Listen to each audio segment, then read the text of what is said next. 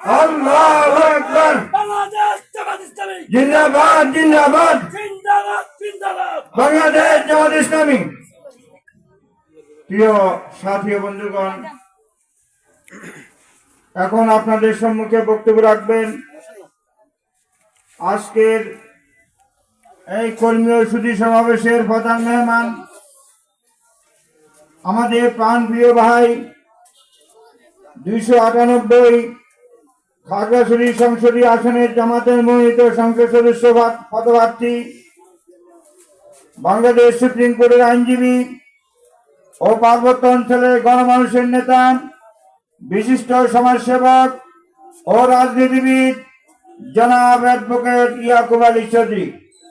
জনাব অ্যাডভোকেট ইয়াকুব আলী চৌধুরী ভাইকে ওনার মূল্যবান বক্তব্য রাখার জন্য বিশেষভাবে অনুরোধ জানাচ্ছি।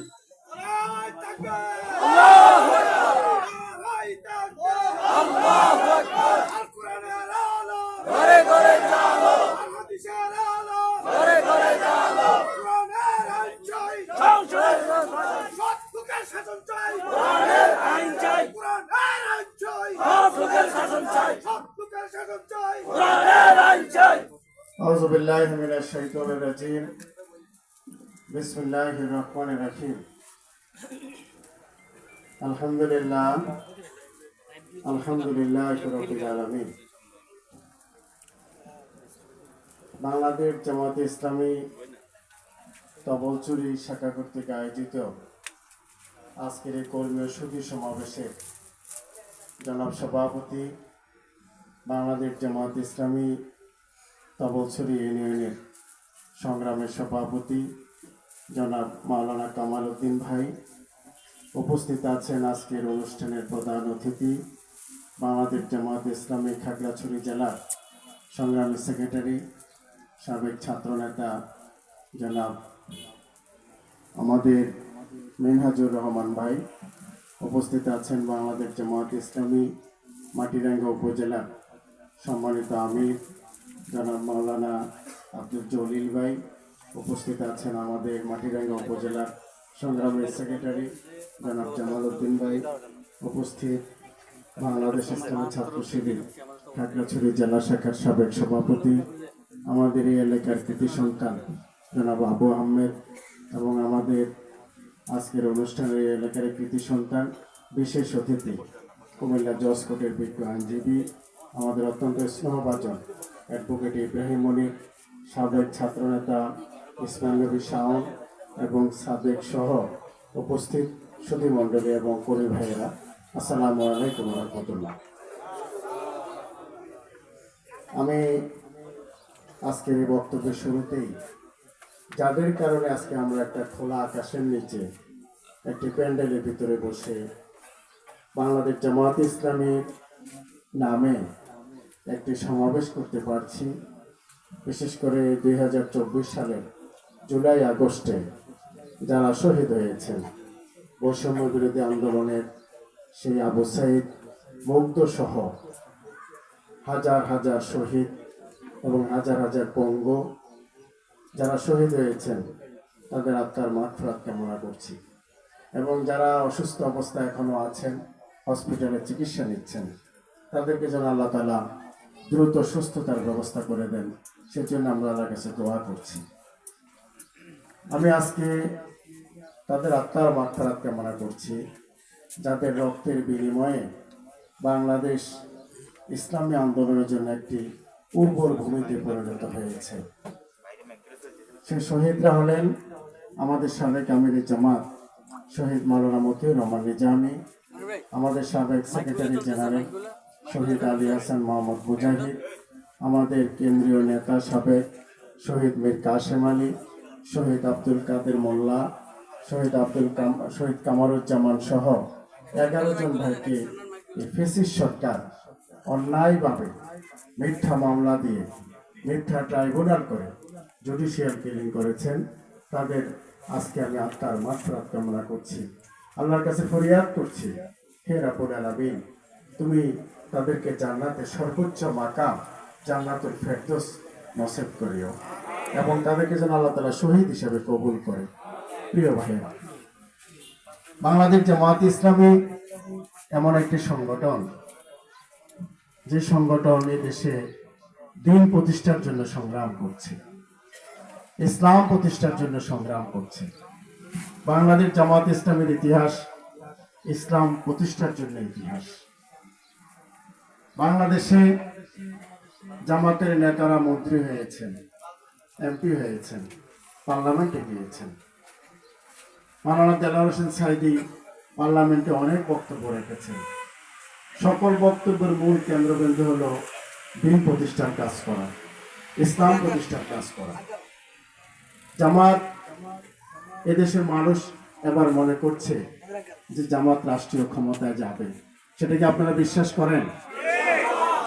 এদেশের জনগণ যখনই নির্বাচন আসবে, নির্বাচন হবে, এদেশের জনগণ জামাতকে ভোট দিবে, এটা আজকে অনেক জায়গায় প্রকাশিত হচ্ছে। শুধু মুসলমানরা ভোট দেবে এরকম না, আজকে হিন্দুরাও ঐক্যবদ্ধ জামাতকে ভোট দেওয়ার জন্য। এদেশের উপজাতিরা, চাকমা ভাইয়েরা, মগ ত্রিপুরা ভাইয়েরাও জামাতকে ভোট দেওয়ার জন্য আজকে এখন উৎসব উদ্দীপনা নিয়ে অপেক্ষা করছে। তার কারণ হলো গত স্বাধীনতার আগে এবং পরে বাংলাদেশের রাজনীতিতে জামাতের যে ভূমিকা, সেটা সবচেয়ে একটা পজিটিভ ভূমিকা ছিল। বাংলাদেশ জামাত ইসলামী এই পর্যন্ত যতবারই দায়িত্ব পালন করেছে, পার্লামেন্টে যারা এমপি হিসেবে গিয়েছেন, সরকারের পতনের পরে আমাদের দুইজন মন্ত্রী ছিল, আমাদের আমিরে জামাত শহীদ মাওলানা মতিউর রহমান নিজামী এবং শহীদ আলী হাসান মুজাহিদ। এই দুইজন মন্ত্রীর 3টি মন্ত্রণালয়ের দায়িত্ব ছিল। ওনাদের বিদায়ের পরে দুর্নীতি দমন কমিশন অনেকবার চেষ্টা করেছেন তাদের বিরুদ্ধে দুর্নীতি বের করার জন্য, কিন্তু কোন কমিশন শত তদন্ত করেও কোন দুর্নীতি কি বের করতে পেরেছিল? পারেনি। বরং দুর্নীতি দমন কমিশন জামাতের যারা পার্লামেন্টের এমপি ছিল তাদেরকে সার্টিফিকেট দিয়েছে যে জামাতের নেতারা দুর্নীতির সাথে জড়িত নাই। তার মানে হলো বাংলাদেশ জামাত ইসলামী যদি রাষ্ট্রীয় ক্ষমতায় যায়, তাহলে বাংলাদেশে কোনো দুর্নীতি থাকবে না। বাংলাদেশ জামাত ইসলামীকে যদি দেশের মানুষ ভোট দিয়ে রাষ্ট্রীয় ক্ষমতায় পাঠায়, তাহলে কোনো জুলুম অত্যাচার হবে না। গত ফ্যাসিস্ট সরকারের পতনের পরে বাংলাদেশ জামাত ইসলামীর আমিরে জামাত ঘোষণা দিয়েছেন যে যারা গত 15 বছর আমাদেরকে হত্যা করেছে, যারা গত 15 বছর আমাদের উপরে জুলুম করেছে, যারা গত 15 বছর আমাদের নেতাদের বিরুদ্ধে মিথ্যা মামলা দিয়েছে, আমাদের লক্ষ লক্ষ নেতা কর্মীকে কারাগারে প্রেরণ করেছে, তাদেরকে আমরা ক্ষমা করে দিলাম। এটা আমাদের জামাত ঘোষণা দিয়েছিলেন। আওয়ামী লীগ মনে করেছিল, তখনকার প্রধানমন্ত্রী শেখ হাসিনা বলেছিলেন আওয়ামী লীগের যদি পতন হয় লক্ষ লক্ষ মানুষ হত্যার শিকার হবে, এটা শেখ হাসিনা বলেছিলেন। কিন্তু আমাদের আমিরে জামাত তাদেরকে ক্ষমা ঘোষণা করেছেন। ক্ষমা ঘোষণার কারণে বাংলাদেশে কোনো রক্তপাত ঘটে নাই, বাংলাদেশের রাজপথে কোনো লাশ পাওয়া যায় নাই। প্রিয় ভাইয়েরা, আজকে বাংলাদেশের কোথাও জামাত চাঁদাবাজি করেছে এরকম কোন প্রমাণ কি মিডিয়াতে এসেছে? তার কারণ জামাত বিশ্বাস করে জামাতের ডায়েরিতে চাঁদাবাজির কোন রাজনীতি জামাতের ডায়েরিতে নাই। বাংলাদেশের জামাত যদি রাষ্ট্রীয় ক্ষমতায় আসে, তাহলে মদের রাজনীতি বন্ধ হয়ে যাবে। বাংলাদেশের মানুষ যদি জামাতকে রাষ্ট্রীয় ক্ষমতায় আনে, তাহলে কোনো দুর্নীতি বাংলাদেশে থাকবে না। আমার উপজেলা আমির বলেছেন যে এক শ্রেণীর লোক প্রচার করে জামাত যদি ক্ষমতা যায় বহির্বিশ্বের সাহায্য নাকি বন্ধ হয়ে যাবে। প্রিয় ভাইয়েরা, গত 15 বছরে শুধু টেন্ডারবাজি হয়েছে, রাস্তার কোনো কাজ হয় নাই। একটি বিল্ডিং এ 10 কোটি টাকা বরাদ্দ দিয়েছে, 5 কোটি টাকার কাজ করে 10 কোটি টাকার বিল অনুমোদন করা হয়েছে। জামাতকে যদি রাষ্ট্রীয় ক্ষমতা পাঠানো হয় তাহলে রাষ্ট্রের সম্পদ নিরাপদ থাকবে। আপনি তো বছর ইউনিয়নের জামাতের একজন লোকেরই যদি আমরা চেয়ারম্যান নির্বাচিত করেন, তো বছর ইউনিয়নে যত বাজেট আসবে সকল বাজেট মানুষের কল্যাণে ব্যয় করা হবে। জামাতের চেয়ারম্যান তাকে যেভাবে দেখেছেন সেভাবেই সে পরিচালিত হবে। তার চেয়ারম্যান হওয়ার কারণে সে কোনো বাড়ির মালিক হবে না। তাকে চেয়ারম্যান করা হলে সে কোনো গাড়ির মালিক হবে না। তার কারণ হলো যিনি চেয়ারম্যান হবেন তিনি আল্লাহকে ভয় করেন। এই ইউনিয়নের জন্য যে বরাদ্দ হবে তিনি মনে করবেন এটা জনগণের সম্পদ, এটা রাষ্ট্রীয় সম্পদ, এটা তার কাছে শুধুমাত্র আমানতের দায়িত্ব দেওয়া হয়েছে, তার খেয়ানত করার কোনো সুযোগ নেই। প্রিয় ভাইয়ের আমার, যার কারণে 100 টাকা বাজেট আসলে 100 টাকায় কার্যকরী হবে, 1 টাকারও কোনো তসরুপ হবে না সেখানে। বন্ধুরা আমার, এটা হলো বাংলাদেশ জামাত ইসলামী। এরকম একটি রাষ্ট্র, এরকম একটি দুর্নীতিমুক্ত রাষ্ট্র বাংলাদেশ জামাত ইসলামী তৈরি করতে চায়। আমাদের আমিরে জামাতের একটি ঘোষণা হলো, বাংলাদেশ জামাত ইসলামীকে যদি আগামী দিনে বাংলাদেশের মানুষ রাষ্ট্রীয় ক্ষমতার দায়িত্ব দেয়, আমাদের প্রথম এবং প্রধান কাজ হবে বাংলাদেশকে একটি দুর্নীতি মুক্ত বাংলাদেশ উপহার দেওয়া।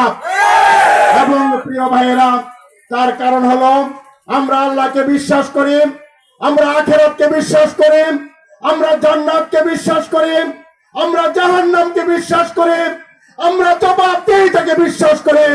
আমরা বিশ্বাস করি মানুষের আমানত যদি খেয়ানত করা হয় তাহলে আমাকে জাহান্নামের আঙ্গুলে যেতে হবে।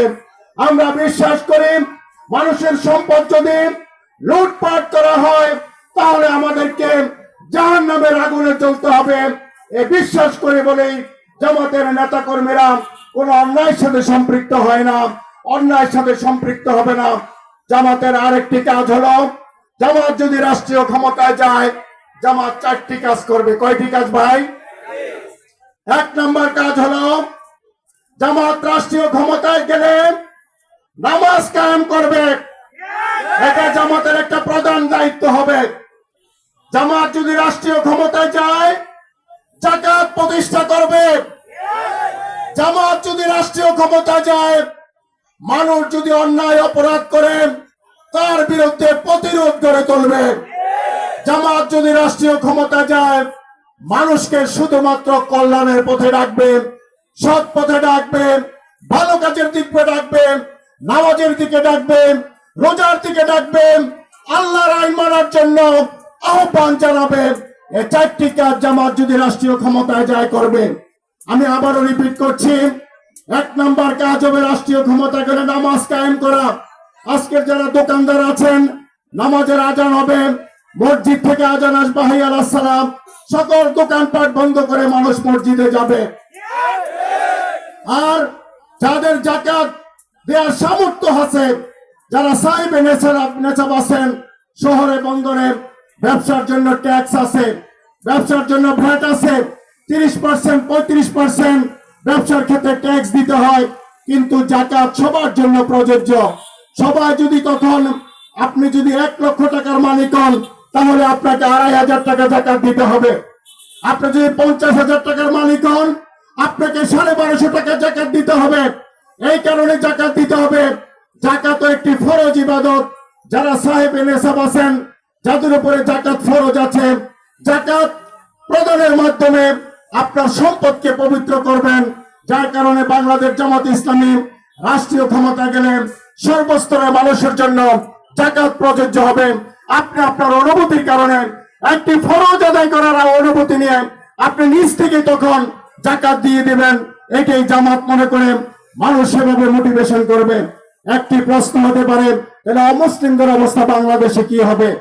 প্রিয় বন্ধুরা, আমাদের রাষ্ট্রে এমন একটি রাষ্ট্র, যে রাষ্ট্রে হিন্দু আছে, যে রাষ্ট্রে বৌদ্ধ আছে, যে রাষ্ট্রে খ্রিস্টান আছে, যে রাষ্ট্রে উপজাতিরা আছেন, অন্যান্য ধর্মের লোকেরা আছেন, তাদের ব্যাপারে ইসলামের ঘোষণা হলো তাদের জান এবং মালের দায়িত্ব রাষ্ট্র নেবে। প্রিয় বন্ধুরা আমার, এটা হলো ইসলামের সবচেয়ে বড় শিক্ষা। একটি উপজাতি, একটি অমুসলিম যদি ক্ষুধার কারণে তার বাড়িতে যদি খাদ্য না থাকে, ইসলামী রাষ্ট্রের দায়িত্ব হলো তার বাড়িতে খাদ্য পৌঁছানো।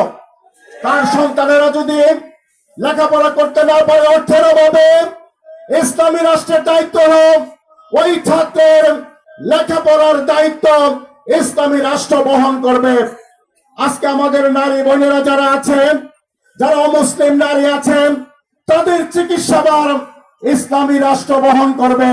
যার কারণে জামাত যদি ক্ষমতায় যায়, যারা অমুসলিম আছেন, যারা অন্য ধর্মের আছেন, তাদের সকলকে সব দিক থেকে অর্থের নিরাপত্তা দেওয়া হবে, বাসস্থানের নিরাপত্তা দেওয়া হবে, চিকিৎসার নিরাপত্তা দেওয়া হবে, কর্মসংস্থানের নিরাপত্তা দেওয়া হবে, তাদের শিক্ষার অধিকার নিশ্চিত করা হবে। এটা হলো ইসলামী রাষ্ট্রের সবচেয়ে বড় বৈশিষ্ট্য এবং ইসলামী রাষ্ট্রের সবচেয়ে বড় সৌন্দর্য। প্রিয় ভাইরা, এরকম একটি ইসলামী রাষ্ট্র আমরা কায়েম করতে চাই। আমাদের আমিরে জামাত আপনাদেরকে আজ থেকে 1500 বছর পিছনে আমি একটু নিয়ে যেতে চাই। আমাদের প্রিয় নবী হযরত মুহাম্মদ মুস্তাফা সাল্লাল্লাহু আলাইহি সাল্লাম মক্কা বিজয়ের দিন মদিনা থেকে যখন হাজার হাজার সাহাবী নিয়ে মক্কার দিকে আসছিলেন, তখন কি মক্কাতে কাফেররা ছিল না? তখনও মক্কাতে কাফেররা ছিল। আল্লাহ রাসূল ঘোষণা দিয়েছিলেন যে যারা আজকে আমরা মক্কাতে প্রবেশ করব, শুধু যারা বাধাগ্রস্ত করবে তাদের সাথে আমরা যুদ্ধ করব। যারা ঘরে থাকবে তারা নিরাপদে থাকবে, নারী পুরুষ নিরাপদে থাকবে, অর্থ লুটপাট করা যাবে না, সম্পদের কোনো লুটপাট করা যাবে না। সেটা আমাদের রাসূল সাল্লাল্লাহু আলাইহি ওয়াসাল্লামের ঘোষণা ছিল। ঠিক রক্তপাতহীন ভাবে সেদিনকার মক্কা বিজয় ছিল। একটি লাশও সেখানে পড়ে নাই, কোন নারীর ইজ্জত নষ্ট হয় নাই, কারোর বাড়ির সম্পদ লুটপাট হয় নাই। এবার বাংলাদেশ জামাত ইসলামী বাংলাদেশের রাজনীতিতে আমিরে জামাতের ঘোষণাকে মক্কা বিজয়ের সাথে মানুষ তুলনা করছে। তার কারণ হলো সেদিন যদি আমিরে জামাত এই ঘোষণা না দিতেন, তাহলে বাংলাদেশের রাজনীতির প্রেক্ষাপট ভিন্ন হয়ে যেত। আমিরে জামাত বাংলাদেশের মানুষ মনে করেছিল যে আওয়ামী লীগ ক্ষমতা থেকে চলে গিয়েছে, জামাতের উপরে সবচেয়ে বেশি জুলুম হয়েছে, জামাতের উপরে সবচেয়ে বেশি অত্যাচার হয়েছে, জামাতের উপরে সবচেয়ে বেশি নির্যাতন হয়েছে। জামাত মনে হয় এবার প্রতিশোধ নেবে। প্রিয় বন্ধুরা আমার, কিন্তু জামাত প্রতিশোধের রাজনীতি বিশ্বাস করে না। জামাত বিশ্বাস করে দিন প্রতিষ্ঠার কাজ। আজকে বাংলাদেশ জামাত ইসলামী আমাকে খাগড়াছড়ি আসনে মনোনীত করেছে। আমার প্রধান কাজ হলো প্রত্যেকটি মানুষের ঘরে ঘরে দিন প্রতিষ্ঠার আন্দোলনকে বুঝিয়ে দেওয়া। এটা হলো আমার একটি প্রধান দায়িত্ব। প্রিয় বন্ধুরা আমার, প্রত্যেকটি মানুষের ঘরে ইসলামের আহ্বান পৌঁছানো, প্রত্যেকটা মানুষের ঘরে মানুষকে শরীয়ত মানার জন্য আহ্বান জানানো। প্রত্যেকটা মানুষের কাছে আমার আহ্বান হলো আপনারা মসজিদে এসে নামাজ পড়বেন, কোরআন চর্চা করবেন, হজ করবেন, যাকাত দিবেন। আপনি আপনার সামর্থ্য অনুযায়ী আপনার সন্তানদেরকে ইসলামী আদর্শ মেনে ইসলামী আদর্শিকভাবে গড়ে ওঠার জন্য আপনি আপনার জায়গায় ভূমিকা নেবেন। আপনার স্ত্রী সন্তানকে পর্দা মানার জন্য মেনটেন করবেন, তাদেরকে ঘোষণা দিবেন। নামাজের সময় হলে নামাজের জন্য আহ্বান করেন, তাদেরকে মসজিদে পাঠাবেন। এটা হলো আমাদের একটা প্রধান দায়িত্ব, মানুষকে আহ্বান করা, মোটিভেট করা। আমরাও আজকে এই সমাবেশের মাধ্যমে আমরা কারো সমালোচনা করতে চাই না, কারোর বিরুদ্ধে আমরা কোনো কথা বলতে চাই না। আমাদের বক্তব্য একটাই, যতদিন পর্যন্ত বাংলাদেশের জমিনে আল্লাহর দ্বীন প্রতিষ্ঠা না হবে, ইসলাম প্রতিষ্ঠা না হবে, ততদিন পর্যন্ত বাংলাদেশ জামাত ইসলামী তার আন্দোলন সংগ্রাম অব্যাহত রাখবে। প্রিয় ভাইয়েরা, আসুন আগামী দিনের বাংলাদেশকে একটি আদর্শ রাষ্ট্র গঠন করার জন্য, একটি কল্যাণমূলক রাষ্ট্র গঠন করার জন্য, আল্লাহর দ্বীন প্রতিষ্ঠার জন্য, আল্লাহর শরীয়ত প্রতিষ্ঠার জন্য, আল্লাহর দেওয়া যাকাত ব্যবস্থা প্রতিষ্ঠার জন্য বাংলাদেশ জামাত ইসলামের পতাকা তলে আমরা সংঘবদ্ধ হই। বাংলাদেশ জামাত ইসলামের হাতকে আমরা শক্তিশালী করি। ঘরে ঘরে আমরা ইসলামের জন্য একটি দুর্গ গড়ে তুলি, যে দুর্গ ভেদ করে শয়তান কখনো সেখানে প্রবেশ করতে পারবে না। এরকম একটি আদর্শ পরিবার আমরা আমাদের অবস্থান থেকে গড়ে তুলব। প্রিয় বন্ধুগণ, আজকে আমি যারা অন্যান্য রাজনৈতিক দল করেন তাদের দৃষ্টি আকর্ষণ করে বলতে চাই, একটি সহনশীল পরিবেশে আমাদেরকে রাজনীতি করতে হবে। আপনি আপনার রাজনীতি করেন, আপনি আপনার আদর্শ আছেন, আপনার আদর্শ আপনি মানুষের মাঝে প্রচার করেন। আদর্শ শুনে যদি মানুষ আপনার সাথে আসে, আমাদের কোনো অসুবিধা নাই। কিন্তু আমরা যে কাজ করি, আমাদের কাজে আপনারা কোনো বাধা দিবেন না, আমাদেরকে আপনারা চোখ রাঙাবেন না। বাংলাদেশের রাজনীতিতে অনেকে জামাত নিয়ে চোখ রাঙিয়েছেন। শেখ মুজিব সাহেব জামাত ইসলামীকে নিষিদ্ধ করেছিলেন, কিন্তু আজকে শেখ মুজিব নাই, বাংলাদেশ জামাত ইসলামী আছে। শেখ হাসিনা 1 আগস্ট জামাতকে নিষিদ্ধ করেছেন, কিন্তু শেখ হাসিনা নেই, কিন্তু বাংলাদেশ জামাত ইসলামী আছে। যার কারণে ষড়যন্ত্র করে, চোখ রাখিয়ে, হুমকি দিয়ে, ধমকি দিয়ে বাংলাদেশ জামাত ইসলামের অগ্রযাত্রাকে রুখা যাবে না ইনশাআল্লাহ। বাংলাদেশ জামাত ইসলামী যেহেতু জেলখানা শিখেছে, অত্যাচার, জুলুম, নির্যাতন সহ্য করা শিখেছে, বাংলাদেশ জামাত ইসলামীর নেতারা ফাঁসির কাছে হেসে হেসে যাওয়া যেহেতু শিখিয়েছে, বাংলাদেশ জামাত ইসলামীর নেতারা হত্যাকে শহীদ মনে করে, জেলখানাটাকে সুন্নত মনে করে, আঘাতটাকে সুন্নত মনে করে, জেলখানাকে সুন্নত মনে করে। সুতরাং যারা এটাকে মনে করে, সুন্নত মনে করে, ফরজ ওয়াজিব মনে করে, ওয়াজিব মনে করে, শহীদের তামান্না লালন করে, তাদেরকে হুমকি দিয়ে, ধমকি দিয়ে বন্ধ করা যাবে না ইনশাআল্লাহ। আসুন আগামী দিনের ইসলামের পতাকা তলে আমরা সংঘবদ্ধ হই। তারা সকলে আপনারা জামাত করতে পারবেন।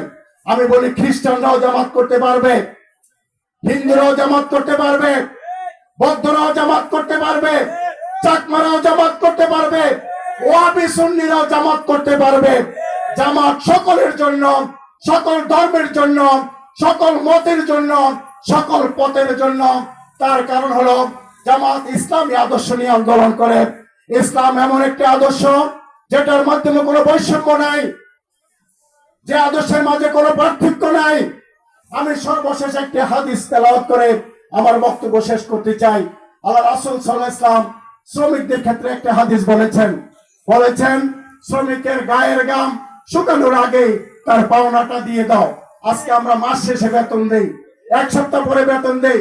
আমার রাসূল তো 1000 বছর আগে বলেছেন গায়ের ঘাম শুকানোর আগে তার পাওনা পরিশোধ করার জন্য। তার মানে ডে টু ডে, দিনেরটা দিনে আপনি পরিশোধ করে দিবেন। ভাইয়েরা বলেন, এই আইনটা যদি বাংলাদেশে চালু হয়, শ্রমিকদের মাঝে কি কোনো অসন্তোষ থাকবে? আমি সারাদিন যদি গার্মেন্টসে চাকরি করি, গার্মেন্টস থেকে বের হওয়ার সময় যদি আমার বেতনটা পাওয়া যায়, আমার মাঝে কোনো অসন্তোষ থাকবে? থাকবে না। বাংলাদেশ জামাত ইসলামী যদি রাষ্ট্রীয় ক্ষমতা আসে, এরকম একটি শ্রমনীতি বাংলাদেশে প্রতিষ্ঠা করবে ইনশাআল্লাহ। আসুন আগামী দিনের বাংলাদেশে একটি বৈষম্যহীন বাংলাদেশ গড়ার জন্য ইসলাম হলো সবচেয়ে উত্তম আদর্শ।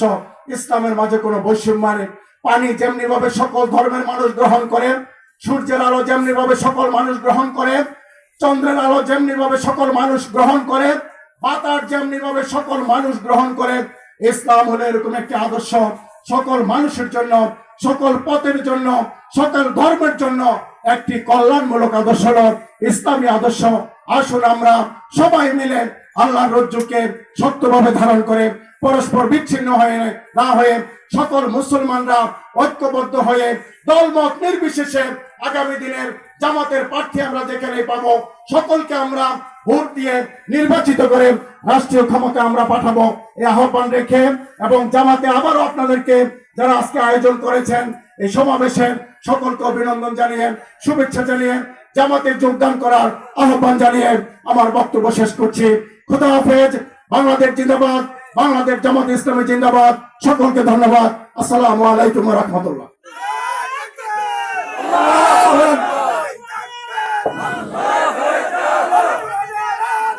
ঘরে ঘরে জালো, ঘরে ঘরে জালো, লোকের শাসন, কোরআনের আইন জিন্দাবাদ জিন্দাবাদ। সংগ্রামী সাথী বন্ধু